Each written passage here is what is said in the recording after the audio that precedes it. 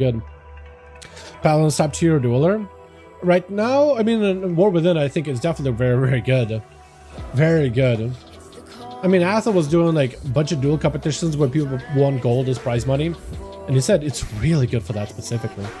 Very, very good. Other classes are good too, but Paladin is a really good one. So depending who's in, like if you're decent with Paladin, you actually could potentially get like, you know, be the winner at the end of it all.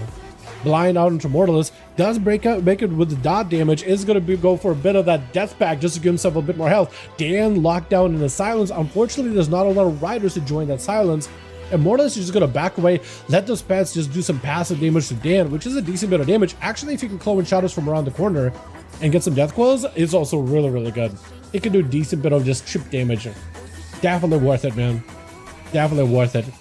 For Mortaliz, though, I don't know if he's got... It looks like he should have army available very, very soon.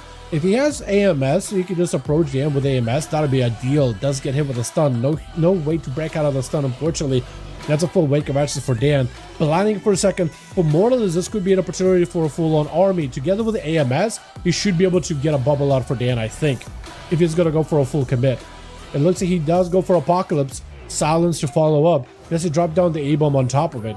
I think he might, yeah, I think he might be able to go for it. He's got a lot of riders in. There goes the A-bomb, so the riders are in full play. For Dan, he will have to go for a bubble. Stunning those pets helps a little, but there goes the bubble. Mortaliz just needs to survive long enough. His cheat death procs through, but it doesn't do much. Trinkets out for the stun. Needs a heal, but Dan able to secure that win. There's just nothing you can do against that bubble.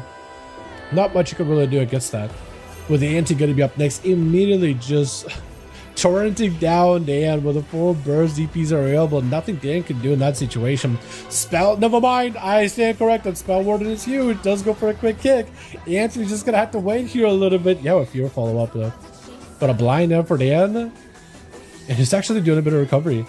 Okay, I was thinking for honestly, Anthony was gonna walk in and it was gonna be easy shoe in. Does Dan have a lay on hands? You know, if Dan has a lay on hands still cooking in the back pocket, that's gonna be unfortunate for Anti.